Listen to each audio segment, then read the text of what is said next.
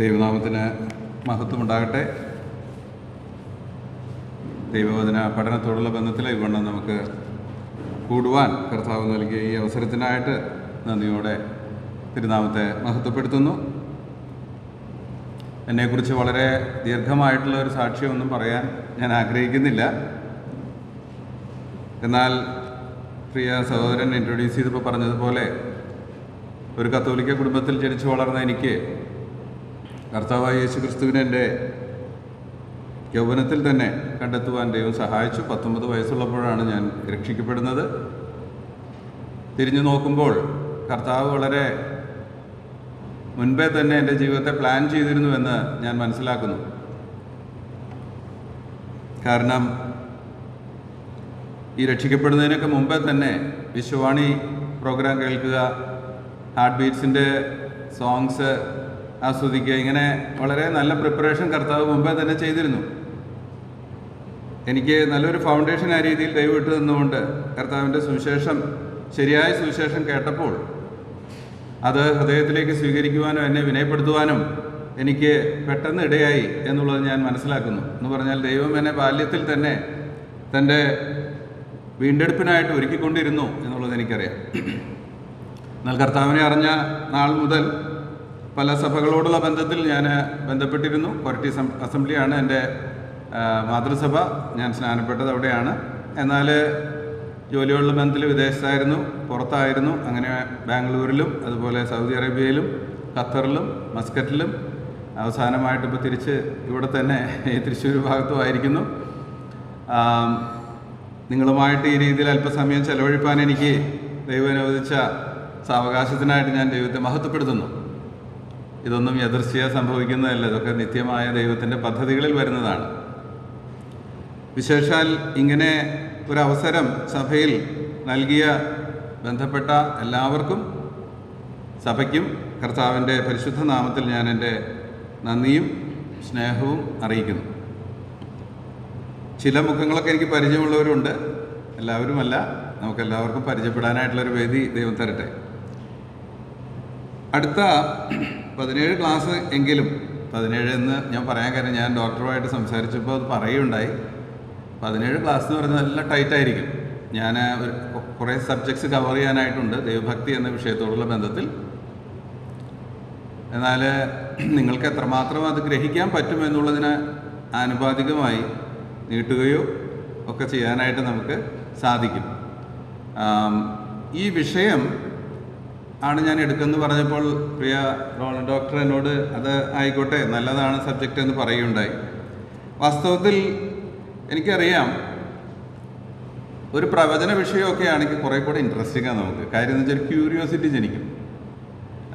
ഇപ്പം എന്താ നടക്കുന്നത്, ഇനി എന്താ നടക്കാൻ പോകുന്നത്, ഇങ്ങനെയുള്ളൊരു ക്യൂരിയോസിറ്റി നമുക്ക് നാച്ചുറലായിട്ട് ഉണ്ട്. ദൈവഭക്തി എന്നൊക്കെ പറഞ്ഞു കഴിഞ്ഞാൽ അത്രമാത്രം ക്യൂരിയോസിറ്റി ഒന്നും പൊതുവെ കാണുകയില്ല. കാരണം അതൊക്കെ ജീവിതത്തെ ക്രമപ്പെടുത്തേണ്ട കാര്യങ്ങളാണ്. മറ്റുള്ളതൊക്കെ കേട്ടാൽ മതി, പറഞ്ഞു മനസ്സിലായല്ലോ. എന്നാൽ ഞാനൊരു സത്യം പറയാം. ഇത് 9ാമത്തെ സഭയിലാണ് ഈ വിഷയം ഞാൻ പഠിപ്പിക്കുന്നത്. തൃശ്ശൂരിൻ്റെ ഭാഗങ്ങളിലാണ്. വിസിറ്റ് ചെയ്ത 2 സഭകളിലും കൂടെ ഞാൻ ഈ മെസ്സേജ് കൊടുത്തിട്ടുണ്ട്. എൻ്റെ ജീവിതത്തിൽ ഏറ്റവും അധികം ഞാൻ പോരാടിക്കൊണ്ടിരുന്ന പല വിഷയങ്ങളിലും എനിക്ക് പൂർണ്ണമായ വിജയം നൽകിയത് ഈ വിഷയമാണ്. ആ സ്ട്രഗിൾ എന്ന് പറയുന്നത്, ഞാൻ രക്ഷിക്കപ്പെട്ടിട്ട് ഇപ്പോൾ ഏകദേശം 85-ൽ രക്ഷിക്കപ്പെട്ടു എന്ന് പറയുമ്പോൾ 30 വർഷത്തിൽ മേലെയായല്ലോ. 34 വർഷം മറ്റേ 39 വർഷം മറ്റോ ആയിട്ടുണ്ടെന്ന് തോന്നുന്നു, എനിക്ക് കൃത്യം ഓർമ്മയില്ല. ഇത്രയും കാലഘട്ടം ഞാൻ സ്ട്രഗിൾ ചെയ്യുന്ന പല വിഷയങ്ങളും എനിക്ക് വിജയിക്കുവാൻ കഴിഞ്ഞത് ദൈവഭക്തി എന്ന വിഷയം ആഴമായി പഠിച്ചപ്പോഴാണ്. എവിടെയാണ് നമ്മുടെ വിശ്വാസം, നമ്മുടെ ഡോക്ട്രിൻ സ്ട്രോങ് ആണ്, പക്ഷേ പ്രാക്ടിക്കൽ അപ്ലിക്കേഷനിൽ നമ്മൾ പലപ്പോഴും ഫെയിലായി പോകുന്നുണ്ട്. അതൊരു പരമമായ സത്യമാണ്. കാരണം ഡോക്ട്രിൻ സ്ട്രോങ് ആണെങ്കിലും വളരെ എഫിഷ്യൻ്റായിട്ട് ക്രിസ്തീയ ജീവിതം നയിക്കുന്ന അനേക വിശ്വാസികളെ കാണാനായിട്ട് നമുക്ക് സാധിക്കുന്നില്ല. അത് ഡോക്ട്രിൻ്റെ കുഴപ്പമല്ല, അപ്ലിക്കേഷൻ്റെ കുഴപ്പമാണ്. Doctrine is right but not applied correctly. അതാണ് നമ്മുടെ പ്രശ്നം.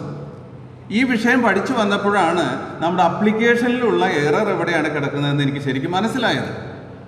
അത് ശരിയായിട്ട് അപ്ലൈ ചെയ്താൽ ഫ്രം ഡേ 1 രക്ഷിക്കപ്പെടുന്ന 1-ാം നാൾ മുതൽ ഒരു ക്രിസ്ത്യാനി സർവശക്തിയോടും കൂടെ കർത്താവിനെ സേവിക്കുവാൻ സജ്ജനായി തീരും. അത് നമുക്ക് മനസ്സിലാക്കുന്നതിന് ബുദ്ധിമുട്ടില്ല. ഈ വിഷയം പഠിപ്പിക്കുമ്പോൾ പല സഭകളിലും അവർക്ക് പുതിയൊരു വിഷയം കേൾക്കുന്ന പോലെയാണ്. It's not a strange subject, strange അല്ല, പക്ഷേ ഒരു പുതുക്കം അവർക്ക് ഫീൽ ചെയ്യുന്നുണ്ട്. തന്മൂലം തങ്ങളുടെ ജീവിതങ്ങളെ ക്രമപ്പെടുത്തുവാനായിട്ട് അവർക്ക് അനേകർക്ക് ഇടയാകുന്നുണ്ട്. നമുക്ക് പറ്റിയിട്ടുള്ളൊരു വലിയ പ്രശ്നം എന്താണെന്ന് ചോദിച്ചാൽ നമ്മുടെ ഫോക്കസ്, ലക്ഷ്യം നഷ്ടപ്പെട്ടു പോകുന്നുണ്ട് നമ്മുടെ. ഞാനതിനൊരു ചെറിയ എക്സാമ്പിൾ പറയാം. കലാലയത്തിൽ പഠിക്കാൻ പോകുന്ന കുട്ടി കലാലയത്തിൽ ദാദ കളിക്കാൻ തുടങ്ങിയാൽ അവൻ്റെ ലക്ഷ്യത്തിൽ ഒരു തെറ്റ് ഉണ്ട്. കാരണം അവൻ അവിടെ പോയിരിക്കുന്നത് കലാലയത്തിൽ വലിയവനാകാനല്ല, പിന്നെയോ അവിടെ നിന്നും ക്വാളിഫൈഡ് ആയിട്ട് ഒരു ജോലി വാങ്ങുക എന്ന ലക്ഷ്യമാണ് അവന് ആവശ്യം. അതാണ് അവൻ്റെ ശരിയായ ലക്ഷ്യം. കാരണം ഒരു ജോലിയാണ് അവന് ജീവിതത്തിൽ പുലർത്താൻ പോകുന്നത്, കലാലയത്തിൽ ദാദ ആയതുകൊണ്ടല്ല. ഈ ഒരു പ്രോബ്ലം വിശ്വാസഗോളത്തിലും നല്ലൊരളവിൽ പറ്റിയിട്ടുണ്ട്. എന്തിനു വേണ്ടി നാം വിളിക്കപ്പെട്ടിരിക്കുന്നുവോ, എന്തിനു വേണ്ടി നമുക്ക് സഭ നൽകിയിരിക്കുന്നുവോ, എന്ത് ഞാൻ പ്രാക്ടീസ് ചെയ്ത് എൻ്റെ ലക്ഷ്യത്തിൽ എത്തണമോ എന്നുള്ള കാര്യത്തിൽ നല്ലൊരു പങ്ക് വിശ്വാസികൾക്കും വ്യക്തതയില്ലാതെ പോയിട്ടുണ്ട്. അതുകൊണ്ട് എന്താ പറ്റിയെന്ന് ചോദിച്ചാൽ കൂടുതൽ പങ്ക് നമ്മൾ നമ്മുടെ എനർജി സ്പെൻഡ് ചെയ്യുന്നത് സഭയ്ക്കകത്താണ്. പക്ഷേ ആദിമ ക്രൈസ്തവർ സഭയിൽ നിന്ന് ശക്തി പ്രാപിച്ച് പുറത്താണ് പ്രവർത്തിച്ചിരുന്നത്. അപ്പോസ്തല പ്രവൃത്തികളെടുത്ത് പഠിക്കുമ്പോഴും ലേഖനങ്ങളെടുത്ത് പഠിക്കുമ്പോഴും ഈ സത്യം വളരെ പച്ചയായിട്ട് നമുക്ക് കാണാം. സഭയ്ക്ക് അകത്തല്ല നാം പ്രവർത്തിക്കേണ്ടത്, പിന്നെയോ സഭയ്ക്ക് പുറത്താ. കാരണം നമ്മൾ ക്രിസ്തുവിൻ്റെ സാക്ഷികളാണ്. സാക്ഷികൾ എന്നുള്ളത് സഭയ്ക്ക് അകത്തല്ല, ശരിക്കും പ്രൈമറിലി വരുന്നത് പുറത്താണ്. എന്നാൽ ഈ ഫോക്കസ് നഷ്ടപ്പെട്ടതുകൊണ്ട് നമ്മളുടെ സഭകൾക്ക് വളർച്ച കുറഞ്ഞ് വരികയാണ്. അതൊരു യാഥാർത്ഥ്യമാണ്. ആ യാഥാർത്ഥ്യം ഇല്ല എന്നൊന്നും പറഞ്ഞാൽ ശരിയാവുകയില്ല, അത് സത്യമാണ്. ദ റീസൺ നമ്മുടെ ഫോക്കസ് നഷ്ടപ്പെട്ടു പോയെന്നുള്ളതാണ്. ഈ വിഷയമാണ് ദൈവഭക്തി എന്ന വിഷയത്തിലൂടെ അഡ്രസ്സ് ചെയ്യാനായിട്ട് ഞാൻ ശ്രമിക്കുന്നത്. അതുകൊണ്ട് ദൈവമക്കൾ വളരെ പ്രാർത്ഥനയോട് കൂടെ ഇതിൽ പങ്കെടുക്കുക. രണ്ടാമത്തെ കാര്യം, നിങ്ങളുടെ കുട്ടികളെ, യങ്സ്റ്റേഴ്സിനെ കഴിയുമെങ്കിൽ അബ്സോർബ് ചെയ്യാൻ ഈ മീറ്റിങ്ങിലേക്ക് കൊണ്ടുവരണം. അതെന്താണെന്ന് ചോദിച്ചാൽ, യങ്സ്റ്റേഴ്സാണ് ഏറ്റവും അധികം പ്രവർത്തിക്കുവാൻ സമയമുള്ളവർ. അവർ അതിനായിട്ട് ശരിയായി തയ്യാറെടുത്താൽ സഭയ്ക്ക് ഒരു നല്ല കാലയളവ് അവരുടെ സേവനം ലഭിക്കും. പ്രായമായവർക്ക് സേവിക്കാൻ അവസരമില്ലെന്നല്ല കേട്ടോ ഞാൻ പറഞ്ഞത്.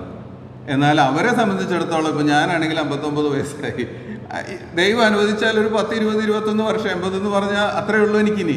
I have only 10 or 20 maximum years. അതിൽ 20 വേണ്ട, 10 വർഷം എനിക്ക് ഇനി ആരോഗ്യത്തോടു കൂടെ കർത്താവിനെ സേവിക്കുവാൻ പറ്റുകയുള്ളൂ.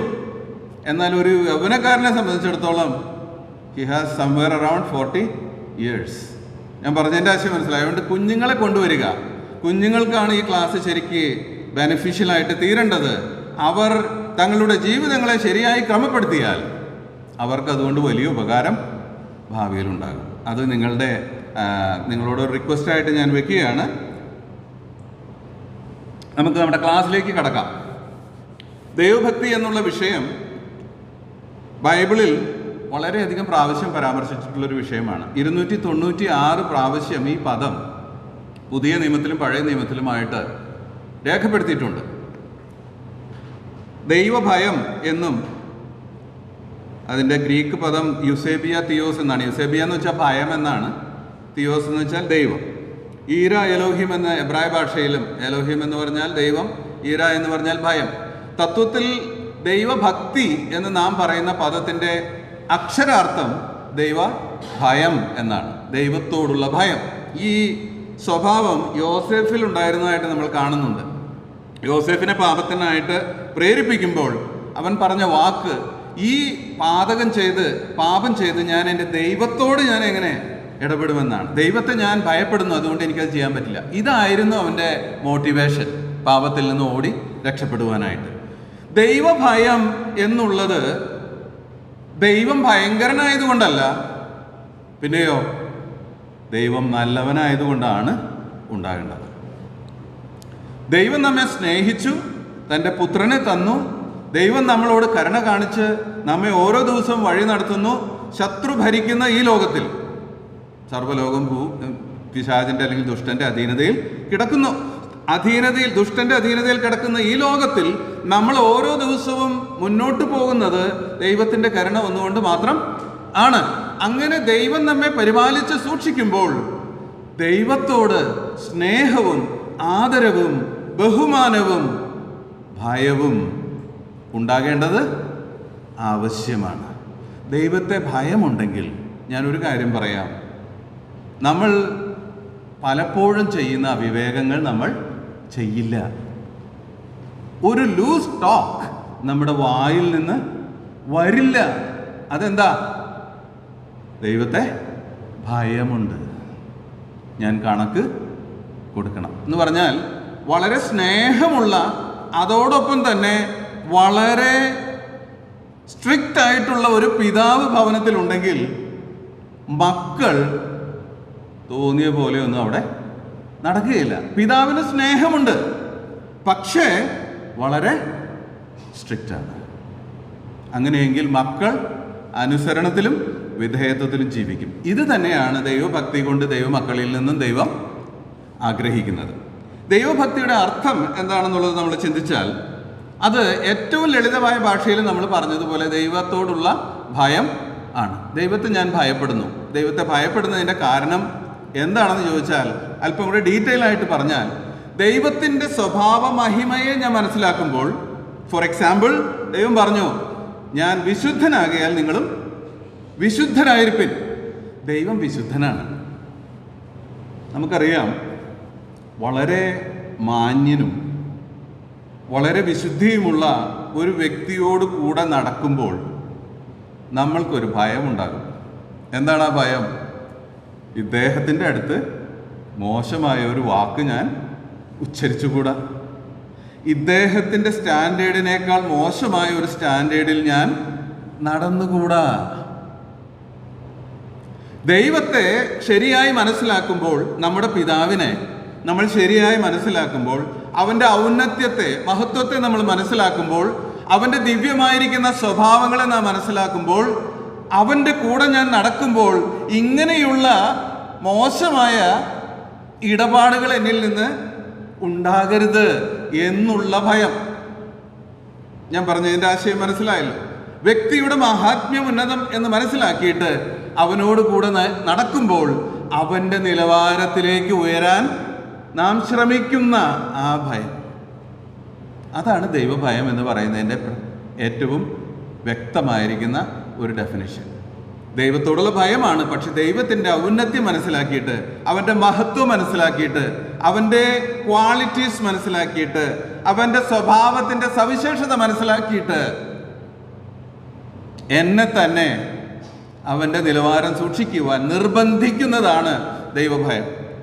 പറഞ്ഞു മനസ്സിലായല്ലോ? ഒരു എക്സാമ്പിൾ, ദൈവം എങ്ങനെയുള്ളവനാണെന്ന് ദൈവത്തിൻ്റെ വചനത്തിൽ പറഞ്ഞിട്ടുണ്ട്. അവനിൽ ഇരുട്ട് ഒട്ടും ഇല്ല. ഇരുട്ട് ഒട്ടും ഇല്ല. ഇരുട്ടൊട്ടുമില്ലാത്ത ദൈവം എന്ന് പറഞ്ഞാൽ പൂർണ്ണമായി വെളിച്ചമായിരിക്കുന്ന ദൈവം. മറ്റൊരു വാക്യം നമ്മൾ വായിക്കുന്നുണ്ട്, വ്യാജം പറവാൻ തക്കവണ്ണം ദൈവം മനുഷ്യനല്ല, വ്യാജമില്ലാത്തവൻ. അങ്ങനെയുള്ള ഒരു ദൈവത്തെ സേവിക്കുന്ന ഞാൻ നുണ പറയാൻ പറ്റുമോ? എൻ്റെ വായിൽ നിന്ന് അർദ്ധസത്യമാകട്ടെ അസത്യമാകട്ടെ ഒരു വാക്ക് പറഞ്ഞാൽ ഞാൻ കുറ്റക്കാരനാണ് ദൈവം മുൻപാകെ. കാരണം എൻ്റെ ദൈവത്തിൽ അസത്യമോ അർദ്ധസത്യമോ ഇല്ല, അവൻ സത്യമാണ്. ഞാൻ പറഞ്ഞതിൻ്റെ ആശയം മനസ്സിലായോ? എൻ്റെ കർത്താവ്, എൻ്റെ അപ്പൻ, എൻ്റെ ദൈവം, അവൻ്റെ സ്വഭാവത്തോട് ഞാൻ അനുരൂപമാകാതെ എൻ്റെ തോന്നിയ പോലെ ഞാൻ ജീവിച്ചാൽ ദൈവത്തിൻ്റെ മകൻ എന്ന് എന്നെ വിളിക്കുന്നതിൽ പിന്നെ അർത്ഥം ഇല്ല. കാരണം ഞാൻ എൻ്റെ അപ്പൻ്റെ സ്വഭാവമല്ല കാണിക്കുന്നത്. അസത്യം പറയുന്നവൻ പിശാചിന്റെ സ്വഭാവമാണ് കാണിക്കുന്നത്. വ്യാജം ചെയ്യുന്നവൻ പിശാചിന്റെ സ്വഭാവമാണ് കാണിക്കുന്നത്.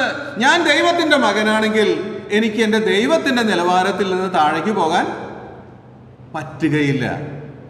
അങ്ങനെ ഞാൻ താഴേക്ക് പോകാൻ ആരംഭിച്ചാൽ ഒരു ഭയം എന്നെ പിടിക്കും. ഇല്ല, അത് നിനക്കുള്ളത് അല്ല. ഇതാണ് ദൈവഭക്തി. അപ്പോൾ ദൈവത്തിൻ്റെ മഹത്വത്തെ മനസ്സിലാക്കി അവൻ്റെ ദിവ്യ സ്വഭാവത്തോട് നമ്മെ തന്നെ ഇക്വേറ്റ് ചെയ്യുന്ന, തുലനപ്പെടുത്തുന്ന പ്രക്രിയയാണ് ദൈവഭയം. നമുക്ക് 1-2 വാക്യങ്ങൾ വായിച്ചു മുന്നോട്ട് പോകാം.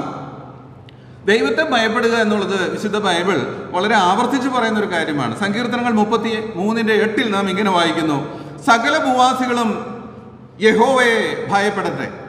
സകല ഭൂവാസികളും. അതിൽ വിശ്വാസിയെന്നോ അവിശ്വാസിയെന്നോ വ്യത്യാസം വെച്ചിട്ടില്ല. എല്ലാവരും ദൈവത്തെ ഭയപ്പെടണം. അത് ദൈവത്തിൻ്റെ പ്രമാണമാണ്, അല്ലെങ്കിൽ ദൈവത്തിൻ്റെ ചിന്തയാണ്. എല്ലാവരും ദൈവത്തെ ഭയപ്പെടണം. ഭൂതലത്തിൽ പാർക്കുന്നവരൊക്കെയും അവനെ ശങ്കിക്കട്ടെ. അത് ദൈവത്തിൻ്റെ ആജ്ഞയാണ്. അതുകൊണ്ട് ദൈവത്തെ ഭയപ്പെടുക, ദൈവത്തെ ശങ്കിക്കുക എന്ന് പറയുന്നത് ദൈവവചനത്തിലെ മികച്ച ഒരു ഉദ്ധരണിയാണ്. അത് ദൈവത്തിൻ്റെ കൽപ്പനയാണെന്ന് നമുക്ക് കാണാൻ സാധിക്കും. മറ്റൊരു വാക്യം വായിക്കാം. കർത്താവെ ആർ നിന്റെ നാമത്തെ, റെവലേഷൻസ് 15:4 ഞാൻ വായിക്കുന്നത്, വെളിപ്പാട് 15:4. കർത്താവെ ആർ നിന്റെ നാമത്തെ ഭയപ്പെടാതെയും മഹത്വപ്പെടുത്താതെയും ഇരിക്കും, നീയല്ലോ ഏക പരിശുദ്ധൻ. ദൈവമേ, നീ പരിശുദ്ധനാണ്, അതുകൊണ്ട് ആർ നിന്നെ ഭയപ്പെടാതിരിക്കും. എന്താ ഈ വാക്കിന്റെ സിഗ്നിഫിക്കൻസ് എന്താണെന്ന് ചോദിച്ചാൽ, ദൈവം പരിശുദ്ധനായതുകൊണ്ട് സകല അശുദ്ധരെയും അവൻ ശിക്ഷിക്കും. സകല അശുദ്ധരെയും അവൻ ശിക്ഷിക്കും. അതുകൊണ്ട് അവനെ ഭയപ്പെടണം. നമ്മുടെ ജീവിതത്തിൽ ദൈവഭയം ഉണ്ടെങ്കിൽ നമ്മൾ വിശുദ്ധിയിൽ നമ്മെ തന്നെ സൂക്ഷിക്കും. കാരണം ദൈവത്തിൻ്റെ അടുത്തേക്ക് പോകാൻ അശുദ്ധനൊരിക്കലും സാധ്യമല്ല. അവൻ അങ്ങോട്ട് കടന്നിട്ട് കാര്യവുമില്ല, ഒന്നും കിട്ടാനും പോകുന്നില്ല. കർത്താവ് നമ്മിൽ നിന്ന് ആഗ്രഹിക്കുന്നത് വിശുദ്ധിയാണ് എന്ന് നമ്മൾക്കറിയാം. മത്തായി 10:28 നാം ഇങ്ങനെ വായിക്കുന്ന ദൈവത്തിൻ്റെ മറ്റൊരു സ്വഭാവം: ദേഹിയെ കൊല്ലുവാൻ കഴിയാതെ ദേഹത്തെ കൊല്ലുന്നവരെ ഭയപ്പെടേണ്ട. ദേഹിയെയും ദേഹത്തെയും നരകത്തിൽ തള്ളിക്കളയുന്നവനെ, നശിപ്പിക്കാൻ കഴിയുന്നവനെ തന്നെ ഭയപ്പെടുവിൻ. ദൈവത്തെ ഭയപ്പെടണം. അത് വിശ്വാസികളാണെങ്കിലും അവിശ്വാസികളാണെങ്കിലും ദൈവത്തെ ഭയപ്പെടണം. അതെന്താ കാരണം? അവൻ ദേഹത്തെ മാത്രമല്ല കൊല്ലുവാൻ ശക്തൻ, പിന്നെയോ ദേഹിയെയും നരകത്തിലേക്ക് തള്ളിക്കളയാൻ ശക്തനാണ്. അവനെ ഭയപ്പെട്ടേ മതിയാകൂ. അവൻ ശക്തനാണ്. അടുത്ത വാക്യം സങ്കീർത്തനങ്ങൾ 96:4-5. യഹോവ വലിയവനും സ്തുത്യനുമാകുന്നു, അവൻ സകല ദേവന്മാരെക്കാളും ഭയപ്പെടുവാൻ യോഗ്യൻ. ജാതികളുടെ ദേവന്മാരൊക്കെയും മിഥ്യാമൂർത്തികളത്രേ, യഹോവയോ ആകാശത്തെ ഉണ്ടാക്കിയിരിക്കുന്നു. സ്രഷ്ടാവായിരിക്കുന്നവൻ, വിശുദ്ധനായിരിക്കുന്നവൻ, സകലത്തെയും ന്യായം വിധിക്കുന്നവൻ, സകലത്തിൻ്റെയും സ്രഷ്ടാവായിരിക്കുന്നവൻ, ഈ ദൈവം ഭയപ്പെടുവാൻ യോഗ്യനാണ്. മൂന്നാമത്, പ്രായോഗികമായ അർത്ഥം എന്താണെന്ന് ചോദിച്ചാൽ, ദൈവഭക്തി എങ്ങനെ പ്രായോഗികമാക്കാം? ദൈവത്തെ ഭയപ്പെടേണ്ടതാണ്. ദൈവം ഭയപ്പെടുവാൻ തക്കവണ്ണം വിശിഷ്ടമായ നിലവാരമുള്ളവനും വ്യക്തി പ്രഭാവമുള്ളവനുമാണ്. അതുകൊണ്ട് നമ്മൾ അവനെ ഭയപ്പെടണം. എന്നാൽ എങ്ങനെ പ്രായോഗികമായി ദൈവഭക്തനായി തീരാം? അതിൻ്റെ ഉത്തരം, ദൈവഭക്തിയുടെ പ്രായോഗിക അർത്ഥം എന്ന് പറഞ്ഞാൽ, ദൈവത്തെ ശരിയായി മനസ്സിലാക്കുമ്പോൾ, അവൻ്റെ ദിവ്യ സ്വഭാവത്തെ നാം ഗ്രഹിക്കുമ്പോൾ, അവനെ പോലെ ആയി തീരുവാനായി നാം ശ്രമിക്കും. അവൻ നമ്മുടെ ജീവിതത്തിലെ ഹീറോ ആയി മാറും. എൻ്റെ ദൈവത്തെ പോലെ ഞാൻ ആയിത്തീരണം എന്നുള്ള ഒരു വാഞ്ച എൻ്റെ ഉള്ളിലേക്ക് കടന്ന് വരും. അവൻ്റെ കൽപ്പനകളെ ലംഘിക്കുന്നത് എന്നെ ഏറ്റവും ദുഃഖിപ്പിക്കുന്ന വിഷയമായി മാറും. അവൻ്റെ കൽപ്പനകളെ അനുസരിക്കുന്നത് എനിക്ക് ഏറ്റവും പ്രസാദമുള്ള കാര്യമായി മാറും. ഞാൻ അങ്ങനെ ദൈവത്തിൻ്റെ മകൻ എന്ന് എൻ്റെ ജീവിതത്തിലൂടെ ലോകത്തോട് വിളിച്ച് അറിയിക്കും. അതാണ് ദൈവഭക്തിയുടെ പ്രായോഗികമായ അർത്ഥം. അത് ഈ ഒരു വാഞ്ച ദൈവഭക്തന്മാർക്ക് എക്കാലത്തും ഉണ്ടായിരുന്നു. പഴയ നിയമ കാലഘട്ടത്തിലും ഉണ്ടായിരുന്നു, പുതിയ നിയമ കാലഘട്ടത്തിലുണ്ടായിരുന്നു. 2 റെഫറൻസ് മാത്രം നമ്മൾ വായിച്ച് മുന്നോട്ട് പോകാം. പുതിയ നിയമത്തിൽ അപ്പസ്തലനായ പൗലോസ് പ്രാർത്ഥിച്ച അല്ലെങ്കിൽ പറഞ്ഞ ഒരു കാര്യം നമുക്ക് ഫിലിപ്പി ലേഖനത്തിൽ കാണാനായിട്ട് സാധിക്കുന്നുണ്ട്. തൻ്റെ വാഞ്ച എന്താണെന്നുള്ളത് അവിടെ നാം വായിക്കുന്നത് ഇങ്ങനെയാണ്: എനിക്ക് ലാഭമായിരുന്നതൊക്കെയും ഞാൻ ക്രിസ്തു നിമിത്തം ഛേദമെന്ന് എണ്ണിയിരിക്കുന്നു. അത്രയുമല്ല, ശ്രദ്ധിക്കുക, അത്രയുമല്ല, എൻ്റെ കർത്താവായ ക്രിസ്തു യേശുവിനെ കുറിച്ചുള്ള പരിജ്ഞാനത്തിൻ്റെ ശ്രേഷ്ഠത നിമിത്തം ഞാൻ ഇപ്പോഴും എല്ലാം ഛേദമെന്ന് എണ്ണുന്നു. ശ്രദ്ധിക്കുക ആ പദപ്രയോഗം. താൻ ക്രിസ്തുവിനെ ദമസ്കോസിന്റെ പടിവാതിൽക്കൽ വെച്ച് കാണുവാനായിട്ടിടയായി, അല്ലെങ്കിൽ കർത്താവുമായിട്ട് അവനൊരു ഇൻറ്ററാക്ഷൻ ഉണ്ടായി. അന്ന് മുതൽ അപ്പസ്തലനായ പൗലോസ് തൻ്റെ ജീവിതത്തിൽ ഈ ക്രിസ്തുവിനെ കുറിച്ച് പഠിച്ചുകൊണ്ടിരിക്കുകയായിരുന്നു. ഈ ഫിലിപ്പി ലേഖനം എഴുതുന്ന കാലമായപ്പോഴേക്കും കർത്താവായ യേശു ക്രിസ്തുവിനെ കുറിച്ചുള്ള പരിജ്ഞാനം മനസ്സിലായപ്പോൾ താൻ പറയുകയാണ്, എനിക്ക് ഒറ്റ ആഗ്രഹമേ ഉള്ളൂ. എന്താണ് ആഗ്രഹം? എനിക്ക് അവനെ പോലെ ആകണം. എനിക്ക് എൻ്റെ കർത്താവിനെ പോലെ ആകണം. എൻ്റെ പ്രിയമുള്ളവരെ, കർത്താവായ യേശു ക്രിസ്തു ദൈവത്തിൻ്റെ പ്രതിമയാണ് എന്ന് പറഞ്ഞാൽ അർത്ഥം പിതാവിൻ്റെ സകല ദിവ്യ സ്വഭാവങ്ങളും ജഡത്തിൽ പേറിയവനാണ് കർത്താവായ യേശു ക്രിസ്തു. ഫിലിപ്പോസ് തന്നോട് ഇങ്ങനെ പറഞ്ഞു, ഞങ്ങൾക്ക് പിതാവിനെ ഒന്ന് കാണിച്ചു തരണം. കർത്താവ് മറുപടി പറഞ്ഞു, എന്നെ കണ്ടവൻ പിതാവിനെ കണ്ടിരിക്കുന്നു.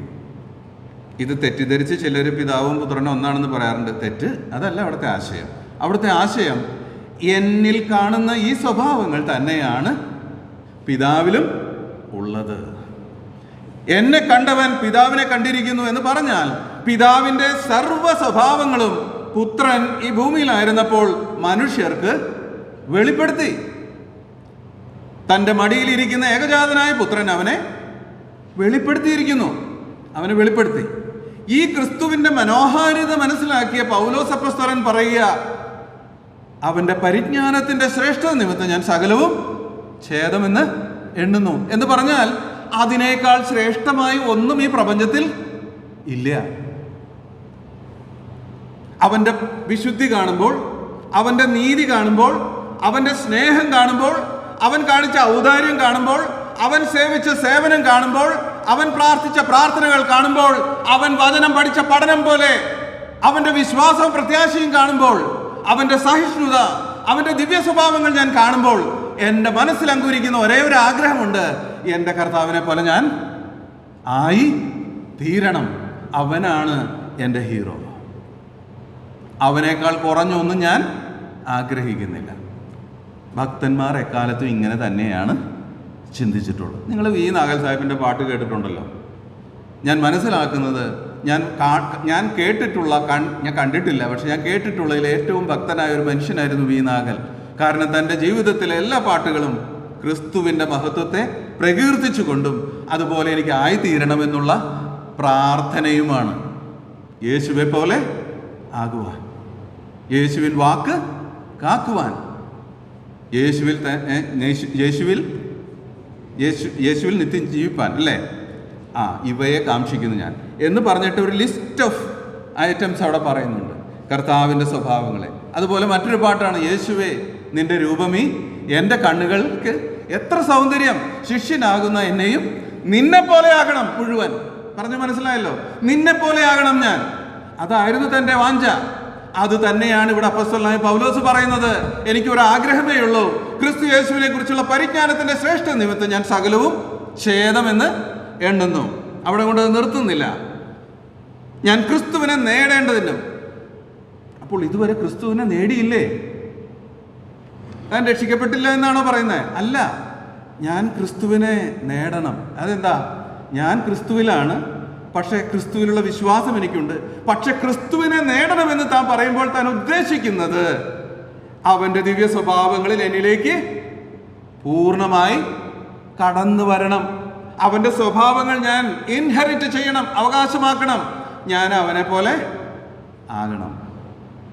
അവനെ നേടേണ്ടതിനും ന്യായപ്രമാണത്തിൽ നിന്ന് എൻ്റെ സ്വന്തം നീതിയല്ല, ക്രിസ്തുവിലുള്ള വിശ്വാസം മൂലം ദൈവം വിശ്വസിക്കുന്നവർക്ക് നൽകുന്ന നീതി തന്നെ ലഭിച്ച്, അടുത്ത ഭാഗം, അവനിലിരിക്കണം. അവനിലിരിക്കേണ്ടതിനും അവൻ്റെ, ഇത് ശ്രദ്ധിക്കുക ഈ പദം, അവൻ്റെ മരണത്തോട് അനുരൂപപ്പെട്ടിട്ട് നമ്മൾ ആരും ആ പ്രാർത്ഥന പ്രാർത്ഥിക്കില്ല. പക്ഷെ അപ്പോസ്തലനായ പൗലോസ് അങ്ങനെ പ്രാർത്ഥിക്കുക, എൻ്റെ കർത്താവ് മരണം സഹിച്ചതുപോലെ എനിക്ക് മരണം സഹിക്കണം, അവനെ പോലെ ആകണം. എന്തോ ഒരു വാഞ്ച അല്ലേ, എന്തൊരു ഡിസയറാണിത്. ഇതാണ് ഭക്തൻ, ഇതാണ് യഥാർത്ഥ ദൈവഭക്തൻ. ദൈവഭക്തൻ ദൈവത്തിന്റെ ബ്യൂട്ടി കാണുമ്പോൾ, അവന്റെ വ്യക്തിത്വത്തിന്റെ മഹാത്മ്യം കാണുമ്പോൾ അവന്റെ ഹൃദയത്തിലുള്ള ആഗ്രഹം ഒന്ന് മാത്രമാണ്, എൻ്റെ സൃഷ്ടാവിനെ പോലെ, എൻ്റെ പിതാവിനെ പോലെ, എൻ്റെ രക്ഷിതാവിനെ പോലെ ഞാൻ ആയിത്തീരണം. അതിൽ കുറഞ്ഞൊരാഗ്രഹവും എനിക്ക് ഇല്ല.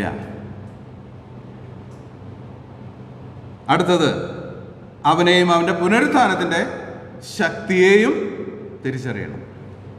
മാത്രമല്ല അവൻ്റെ കഷ്ടാനുഭവത്തിൻ്റെ കൂട്ടായ്മ അനുഭവിച്ച് അറിയണം. നമ്മളാരും ഇങ്ങനെ പ്രാർത്ഥിക്കില്ല കേട്ടോ, നമ്മളാരും ഇങ്ങനെ പ്രാർത്ഥിക്കില്ല. അവൻ്റെ കഷ്ടാനുഭവങ്ങളുടെ കൂട്ടായ്മ എനിക്ക് വേണം.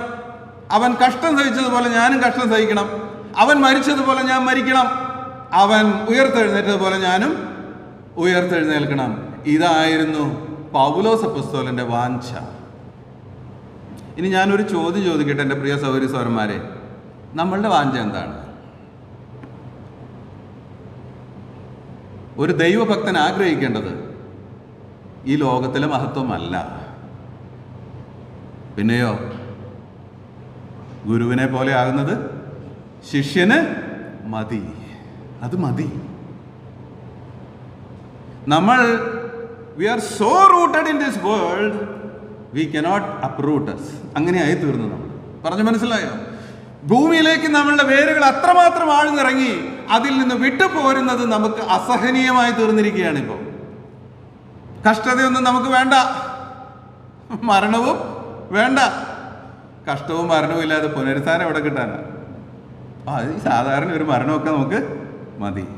എൻ്റെ പ്രിയമുള്ളവരെ, ഞാൻ പറയുന്നില്ല കർത്താവ് മാർട്ടിർഡം ധരിച്ചതുപോലെ അല്ലെങ്കിൽ അപ്പോസ്തലനായ പൗലോസ് രക്തസാക്ഷിയെ പോലെ നമ്മൾ രക്തസാക്ഷിത്വം വരിക്കണമെന്നൊന്നും ഞാൻ പറയുന്നില്ല. പക്ഷേ കർത്താവിനെ പോലെ ആയിത്തീരണമെന്നുള്ള വാഞ്ച എൻ്റെ ഹൃദയത്തെ എപ്പോഴും ഭരിക്കണം. അതിൻ്റെ കാരണം എന്താ? കർത്താവ് വീണ്ടെടുത്തേക്കുന്നത് അതിനു വേണ്ടിയാ. ദൈവം നമ്മളെ വീണ്ടെടുത്തത് തൻ്റെ പുത്രൻ്റെ സ്വരൂപത്തോട് അനുരൂപരാകാനാണ്. That is the very purpose of our call. അതിനു വേണ്ടിയാണ് ദൈവം നമ്മെ വീണ്ടെടുത്തിരിക്കുന്നത്. അതിനു വേണ്ടിയാണ് ദൈവം തൻ്റെ പുത്രനെ ഈ ഭൂമിയിലേക്ക് അയച്ച് ദൈവം എങ്ങനെയുള്ളവനെന്ന് വരച്ചു കാണിച്ചു തന്നത്. That is the purpose of our call. അതിനു വേണ്ടിയാണ് നമ്മെ വിളിച്ചിരിക്കുന്നത്. അതുകൊണ്ട് ആ പർപ്പസ് ഓറിയന്റഡ് ക്രിസ്ത്യൻ ലൈഫ് ആയിരിക്കണം നമ്മുടെ ലൈഫ് സ്റ്റൈൽ. അങ്ങനെയുള്ള ഒരു ലൈഫ് സ്റ്റൈൽ ആയിരിക്കണം നമ്മളുടേത്. കർത്താവ് എങ്ങനെ സംസാരിച്ചു അതുപോലെ സംസാരിക്കുന്നവരും, കർത്താവ് എങ്ങനെ ജീവിച്ചു അതുപോലെ ജീവിക്കുന്നവരും, കർത്താവ് എങ്ങനെ പ്രവർത്തിച്ചു അതുപോലെ പ്രവർത്തിക്കുന്നവരും, കർത്താവ് എങ്ങനെ പ്രാർത്ഥിച്ചു അതുപോലെ പ്രാർത്ഥിക്കുന്നവരും ആയി നമ്മൾ ഈ ഭൂമിയിൽ ജീവിക്കണം. അതിനു വേണ്ടിയാണ് ദൈവം നമ്മെ വീണ്ടെടുത്തത്. അതാണ് ഞാൻ പറഞ്ഞത്, നമ്മുടെ ഗോൾ മാറിപ്പോയി. നമ്മുടെ ഗോൾ മാറിപ്പോയി. നമുക്ക് മറ്റു പലതുമായി പോയി നമ്മുടെ ഗോൾസ്. ഇതുകൊണ്ടുണ്ടായ പ്രശ്നം എന്താണെന്ന് ചോദിച്ചാൽ, ജീവിതത്തിൽ കർത്താവിനെ പോലെ ആയിത്തീരുവാൻ അനേകർക്ക് കഴിയാതെ പോകുന്നു. We can see many believers, but we cannot see many Christ. പറഞ്ഞത് മനസ്സിലായല്ലോ? അനേക വിശ്വാസികളെ കാണാം, പക്ഷെ അനേക ക്രിസ്തുക്കളെ കാണാൻ ഈ കാലത്ത് ഇല്ല. അനേക ഭക്തന്മാരെ കാണാൻ ഈ കാലത്ത് ഇല്ല. ഇവിടെയാണ് ക്രിസ്ത്യാനിറ്റി തോറ്റുപോയത്. ഞാൻ നമ്മുടെ സഭകളെ കുറിച്ച് മാത്രമല്ല പറയുന്നത് കേട്ടോ. Overall Christianity has failed miserably. അതെന്താണെന്ന് ചോദിച്ചാൽ കർത്താവിനെ കാണാൻ സാധിക്കുന്നില്ല. കർത്താവിനെ കാണണമെങ്കിൽ അവനെ പോലെ നമ്മൾ ജീവിച്ചാൽ മാത്രമേ ലോകത്തിന് കർത്താവിനെ കാണാൻ സാധിക്കുകയുള്ളൂ. അതുകൊണ്ട് പ്രിയമുള്ളവരെ, ആ വാഞ്ച അപ്പോസ്തലനുണ്ടായിരുന്നു. ഇങ്ങനെ വല്ല വിധേനയും മരിച്ചവരുടെ ഇടയിൽ നിന്ന് പുനരുത്ഥാനം പ്രാപിക്കണമെന്നും വെച്ച് ഞാൻ അവൻ്റെ നിമിത്തം എല്ലാം ഉപേക്ഷിച്ച് ചവറ് എന്ന് എണ്ണുന്നു. That was his call. അപ്പോൾ പറയുക, അങ്ങനെയൊക്കെ ജീവിക്കാൻ ആരെ കൊണ്ട് പറ്റും സഹോദര? അങ്ങനെ ജീവിക്കുന്നവന് വേറൊരു ഗ്ലോറിയാണ് നിത്യതയിൽ കിട്ടുന്നത്. It will not be surprising that Paul will be a glittering star in heaven. പറഞ്ഞു മനസ്സിലായോ? എന്തുകൊണ്ടാ? അവൻ ക്രിസ്തുവിനെ പോലെയായി തീരാൻ ഏറെ അധ്വാനിച്ചവനാണ്. അവൻ ക്രിസ്തുവിനെ ആഗിരണം ചെയ്യാൻ പരമാവധി ശ്രമിച്ചവനാണ്. ആ ക്രൈസ്റ്റ് ലൈക്ക്നെസ് ആണ് സ്വർഗത്തിൽ ചെല്ലുമ്പോൾ നമ്മെ തിളങ്ങാൻ ഇടയാക്കുന്നത്. അല്ലാതെ ഇവിടെ എത്ര സമ്പാദിച്ചുവെന്നോ, എത്ര മീറ്റിംഗ്സ് നടത്തിയെന്നോ, എത്ര സുവിശേഷ യോഗത്തിൽ പ്രസംഗിച്ചുവെന്നോ, എത്ര പേരെ നേടിയെന്നോ, ഇതൊന്നുമല്ല. അതൊക്കെ ആവശ്യമാണ്. പക്ഷെ അതല്ല നമ്മെ സ്റ്റാഴ്സ് ആക്കുന്നത്. മറിച്ച് ഞാൻ എത്രമാത്രം എൻ്റെ കർത്താവിനെ പോലെ ആയി എന്നുള്ളതാണ്. ഇതാണ് ക്രിസ്ത്യാനിറ്റിക്ക് ആവശ്യമായിരിക്കുന്ന വിഷയം. ക്രൈസ്റ്റ് എത്രമാത്രം നമ്മളിലുണ്ടോ അതാണ് ഒരു ക്രിസ്ത്യന്റെ evidence. Christian is a Christ like person. ആ ഇക്വേഷൻ നമ്മൾ മനസ്സിലാക്കണം. ഒരു ക്രിസ്ത്യാനി എന്ന് പറഞ്ഞാൽ ക്രിസ്തുവിനെ പോലെയുള്ളവനാണ്. അതാണ് ബൈബിൾ വരച്ചു കാട്ടുന്ന സത്യം. അതിലേക്ക് നമ്മൾ കടന്നു ചെല്ലണം. അപ്പോസ്തലനായ പൗലോസിന് മാത്രമല്ല, സങ്കീർത്തനങ്ങൾ 27:4 ദാവീദിനെ കുറിച്ച് നാം വായിക്കുമ്പോൾ നാം ഇങ്ങനെ വായിക്കുന്നുണ്ട്: ഞാൻ യഹോവയോട് ഒരു കാര്യം അപേക്ഷിച്ചു, അത് തന്നെ ഞാൻ ആഗ്രഹിക്കുന്നു, യഹോവയുടെ മനോഹരത്വം കാണണം. ശ്രദ്ധിക്കുക ആ പദം. ദാവീദിന്റെ ഉള്ളിലുണ്ടായിരുന്ന വലിയ വാഞ്ചയായിരുന്നു ആരുടെ മനോഹരത്വം കാണണം? താൻ സേവിക്കുന്ന, താൻ സ്നേഹിക്കുന്ന, താൻ ആരാധിക്കുന്ന ദൈവത്തിന്റെ മഹത്വത്തെ കാണണം. അതുവരെ ആർക്കത് കാണാൻ കഴിഞ്ഞിട്ടില്ല. മോശ ഒരിക്കൽ ചോദിച്ചു, എനിക്ക് നിന്നെ ഒന്ന് കാണണം. അപ്പോൾ ദൈവം പറഞ്ഞു, എന്നെ കണ്ടിട്ട് ഒരു മനുഷ്യനും ജീവിച്ചിരിക്കില്ല. നീ എൻ്റെ പിറകുവശം ഒന്നും കാണാൻ ഞാൻ അനുവദിക്കാമെന്ന് പറഞ്ഞു. അത് കണ്ടോന്നൊന്നും അവിടെ എഴുതിയിട്ടില്ല, കണ്ടിട്ടുണ്ടായിരിക്കുമെന്ന് ഞാൻ വിചാരിക്കുക. എന്നാൽ നമ്മൾക്കൊരു എക്സ്ക്യൂസും ഇല്ല പ്രിയപ്പെട്ടവരെ. അതെന്താ? ദൈവം ജഡം ധരിച്ച് ഭൂമിയിൽ വന്ന് തന്നെ നമുക്ക് കാണിച്ചു തന്നു. അവൻ്റെ ദിവ്യ സ്വഭാവങ്ങൾ, അവൻ ചെയ്തതൊക്കെ രേഖയാക്കി തന്നു. അവനെ പോലെ ആയിത്തീരാൻ ഇനി നമ്മൾ എന്ത് ചെയ്യണം? അവനെ പോലെ ജീവിച്ചാൽ മാത്രം മതി. യഹോവയുടെ മനോഹരത്വം കാണണം. മാത്രമല്ല, അവൻ്റെ മന്ദിരത്തിൽ ധ്യാനിക്കണം. പിന്നെയോ, എൻ്റെ ആയുഷ്കാലമൊക്കെയും ഞാൻ യഹോവയുടെ ആലയത്തിൽ പാർക്കണം. അതെന്താ അങ്ങനെ? ദൈവമേ, നിന്റെ മനോഹരത്വം കാണുമ്പോൾ, അന്ന് ദാവീദ് അത് പറയുന്നുവെങ്കിൽ വളരെ ലിമിറ്റഡ് റെവലേഷൻസേ അവർക്ക് കിട്ടിയിട്ടുള്ളൂ. വിത്ത് ദാറ്റ്, അത് വെച്ചുകൊണ്ട് ദാവീദ് പറയാ, എനിക്ക് ഇവിടെ ഇരുന്നാൽ മതി. നിന്നെ ധ്യാനിച്ച്, നിന്റെ ആ മനോഹരത്വം, നിന്റെ ആ ദിവ്യത്വം, നിന്റെ സ്നേഹം, നിന്റെ ആ കരുതൽ, ഇതൊക്കെ ധ്യാനിച്ചിരുന്നാൽ മതി ദൈവമേ, വേറെ എങ്ങും എനിക്ക് പോകേണ്ട ആവശ്യം ഇല്ല. അതായിരുന്നു തൻ്റെ വാഞ്ച. ഭക്തൻ അങ്ങനെയാണ്. നമ്മളുടെ വാഞ്ച എന്താ പ്രിയമുള്ളവരെ? Are we up to this? ഇങ്ങനൊരു വാഞ്ച നമുക്കുള്ളിലുണ്ടോ? എന്നെ കാണുന്നവൻ ക്രിസ്തുവിനെ കാണണം. എൻ്റെ കർത്താവിൻ്റെ ദിവ്യ സ്വഭാവങ്ങളിൽ എന്നിലേക്ക് വരണം. അവനെ പോലെ ഒന്ന് സ്നേഹിക്കുവാൻ, അവനെ പോലെ ഒന്ന് കരുതുവാൻ, അവനെ പോലെ ഒന്ന് കരുണ കാണിക്കുവാൻ, അവനെ പോലെ താഴുവാൻ.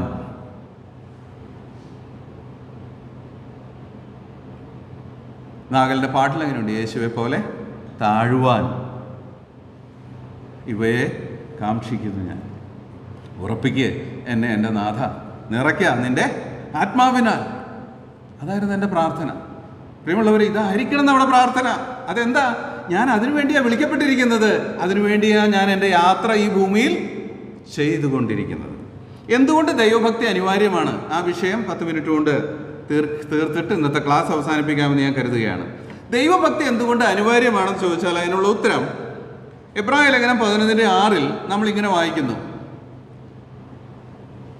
എന്നാൽ വിശ്വാസം കൂടാതെ ദൈവത്തെ പ്രസാദിപ്പിക്കുവാൻ കഴിയുന്നതല്ല.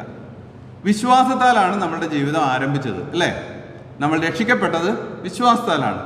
യേശുവിനെ കർത്താവ് എന്ന് വായ്കൊണ്ട് ഏറ്റുപറയുകയും ദൈവം അവനെ മരിച്ചവരിൽ നിന്ന് ഉയർപ്പിച്ചു എന്ന് ഹൃദയം കൊണ്ട് വിശ്വസിക്കുകയും ചെയ്തു. വിശ്വാസത്തിൽ ആരംഭിച്ചതാണ് നമ്മുടെ യാത്ര, ഡേ 1. ഇനി നമ്മൾ വിശ്വാസത്താൽ തന്നെയാണ് അവസാനിപ്പിക്കേണ്ടത്, അല്ലേ? അങ്ങനെയാണ് നമ്മൾ വായിക്കുന്നത്. പൂർവ്വ പിതാക്കന്മാരായിരുന്നവരൊക്കെ 11:13 എബ്രായ ലേഖനം, അവർ എല്ലാവരും വാഗ്ദത്ത നിവൃത്തി പ്രാപിക്കാതെ ദൂരത്ത് നിന്ന് കണ്ട് അഭിബന്ധിച്ചു ഭൂമിയിൽ തങ്ങൾ അന്യരും പരദേശികളും എന്ന് ഏറ്റുപറഞ്ഞുകൊണ്ട് വിശ്വാസത്തിൽ മരിച്ചു. ഇപ്പൊ വിശ്വാസത്തിൽ ജനിച്ചു, വിശ്വാസത്തിൽ മരിക്കണം. ഇനി കർത്താവ് അതിനു മുമ്പേ വരുന്നുവെങ്കിൽ വിശ്വാസത്താൽ എടുക്കപ്പെടണം ഇവിടെ നിന്ന്, അല്ലേ? കർത്താവിൻ്റെ അടുക്കിലേക്ക്. വിശ്വാസത്തിൽ ആരംഭിച്ച യാത്ര, വിശ്വാസത്താൽ നടക്കുന്ന യാത്ര, വിശ്വാസത്തിൽ അവസാനിപ്പിക്കേണ്ട യാത്രയാണ് നമ്മുടേത്. ഈ യാത്രയിൽ വിശ്വാസത്തിൽ ജീവിക്കണമെങ്കിൽ നമുക്ക് ഏറ്റവും അനിവാര്യമായിരിക്കുന്ന ഒരു വസ്തുത ദൈവഭക്തിയാണ്. അതെന്താ ഞാൻ അങ്ങനെ പറയുന്നത് എന്ന് ചോദിച്ചാൽ, യോസേഫിന് നമുക്ക് കിട്ടിയതുപോലെ ഒന്നും ബൈബിൾ കയ്യിൽ ഉണ്ടായിരുന്നില്ല. തിരുവഴുത്ത് നമ്മൾ ഇന്ന് തൊടുന്നത് പോലെ തൊടാനുള്ള ഭാഗ്യമൊന്നും തനിക്ക് ഉണ്ടായിരുന്നില്ല. അന്ന് ദൈവം വചനം എഴുതി തന്നിട്ടില്ല. മോശയാണ് അത് ചെയ്യുന്നത്, അതിനു മുമ്പാണ് യോസെഫ്. എന്നാൽ അന്ന് തിരുവഴുത്തുകൾ കയ്യിലില്ലാതിരുന്നിട്ടും ദൈവത്തെ ഭയപ്പെട്ടതുകൊണ്ട് വിശ്വാസത്തിന് വിരുദ്ധമായതൊന്നും ചെയ്യാൻ തനിക്ക് ഇടയായില്ല. ബൈബിളിലുള്ള എല്ലാ ഭക്തന്മാരെ എടുത്ത് പഠിച്ചാൽ, ഇയ്യോബ്, ദാനിയേല്, ദാവീദ്, ശമൂവേല്, ദൈവത്തെ ഭയപ്പെട്ട് ജീവിച്ചിരുന്ന എല്ലാ ഭക്തന്മാരെ എടുത്ത് പഠിച്ചാൽ അവരൊക്കെ വിശ്വാസത്തിന് വേണ്ടി വളരെ വില കൊടുത്തവർ ആയിരുന്നു. എങ്ങനെയാണ് അവർക്കത് സാധിച്ചത്? കാരണം ഭക്തന്മാരായിരുന്നു.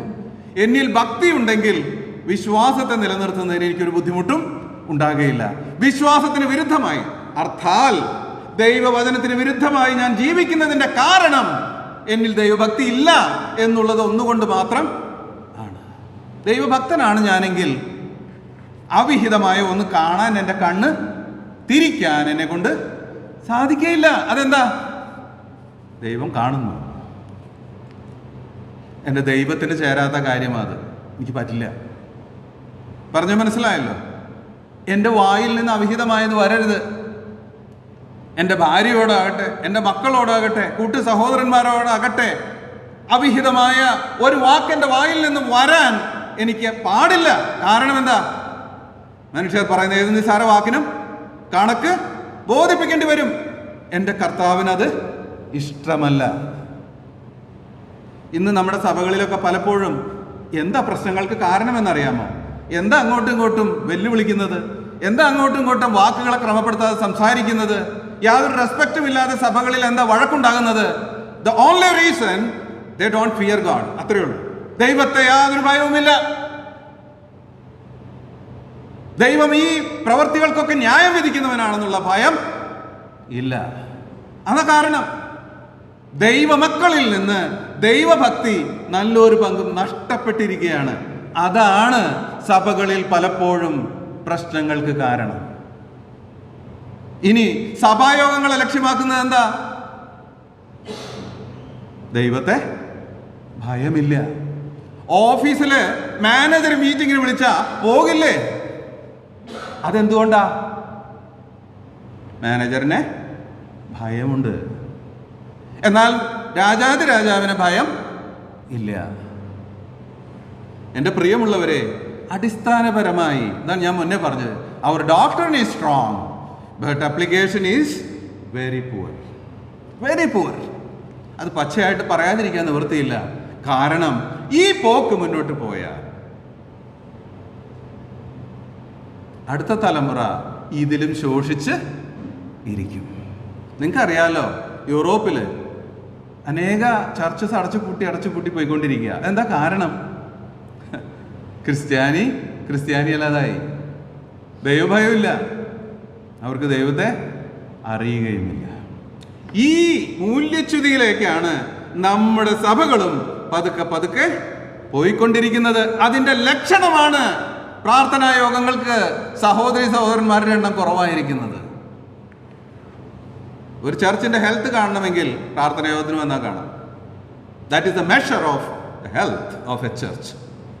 കാരണം പ്രാർത്ഥനയല്ലാതെ ഒരു കാര്യവും സാധിക്കുകയില്ല.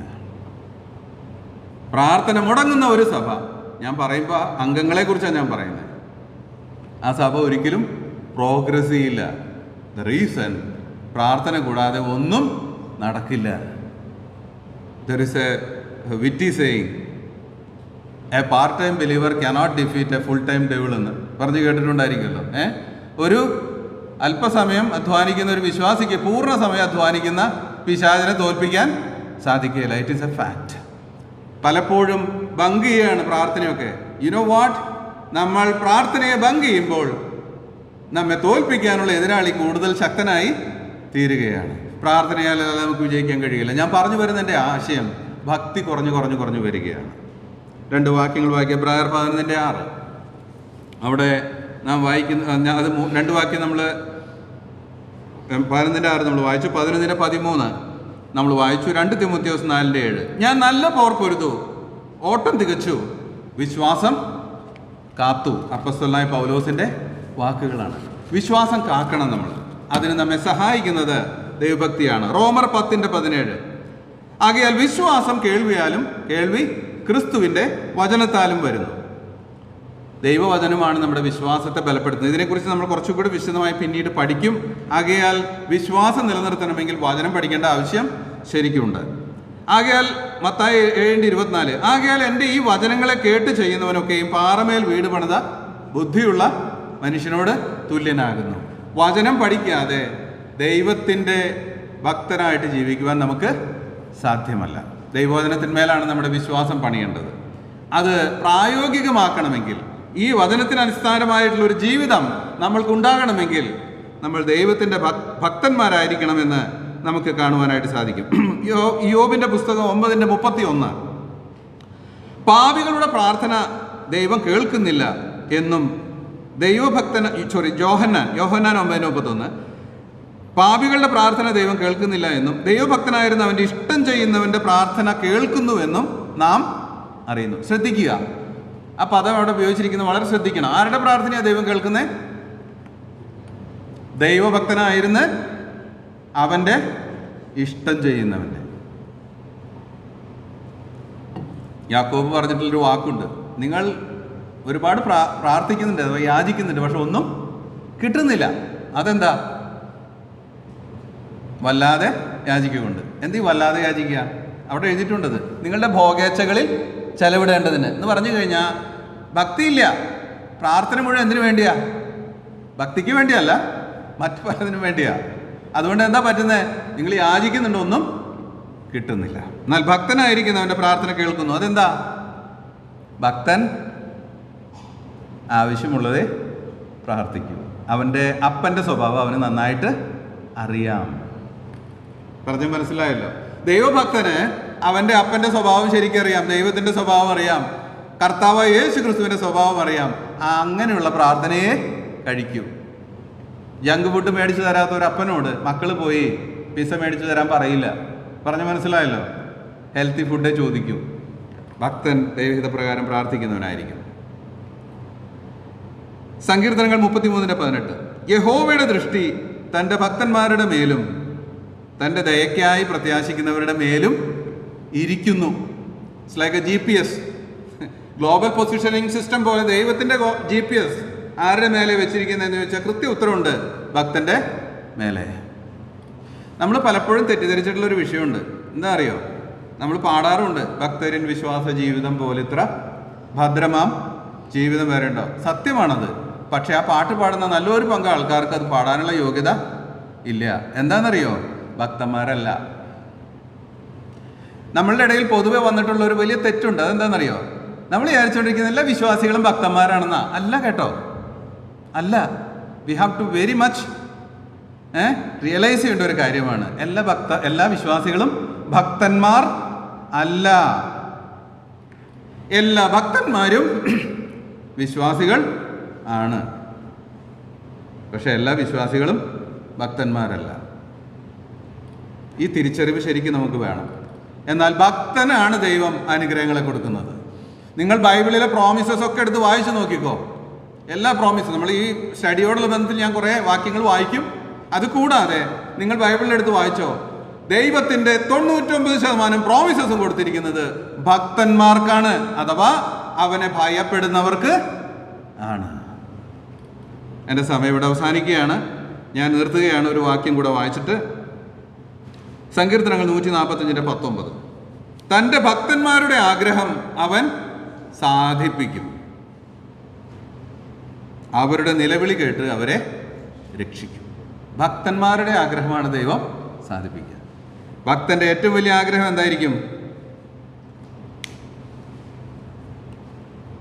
യേശുവെ പോലെ ആകുവാൻ നമ്മൾ വാസ്തവത്തിൽ ആഗ്രഹിക്കുന്നുവെങ്കിൽ, കർത്താവിനെ പോലെ ആയിത്തീരുവാനുള്ളൊരു ഹൃദയം നമുക്കുണ്ട് എങ്കിൽ, നമ്മൾ അതിനായിട്ട് വാഞ്ചിക്കുന്നുവെങ്കിൽ, ദൈവം ആ ആഗ്രഹം നമുക്ക് സാധിപ്പിച്ച് തരും.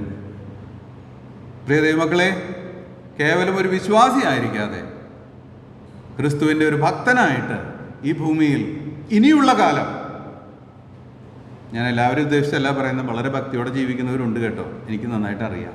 എന്നാൽ പൊതുവായിട്ട് ഞാൻ പറയുക, ഇനിയുള്ള കാലം കർത്താവിനെ പോലെ ആയിത്തീരണമെന്നുള്ളൊരു വാഞ്ചയോടുകൂടെ, ഒരു ആഗ്രഹത്തോടു കൂടെ നമ്മുടെ ക്രിസ്തീയ ജീവിതത്തെ ഒന്ന് റീഓറിയൻറ്റ് ചെയ്യാം.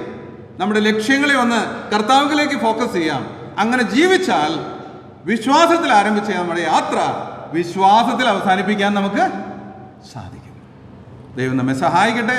ദൈവത്തിൻ്റെ പരിശുദ്ധമായ നാമം ഇന്നുമെന്നും വാഴ്ത്തപ്പെടുമാറാകട്ടെ.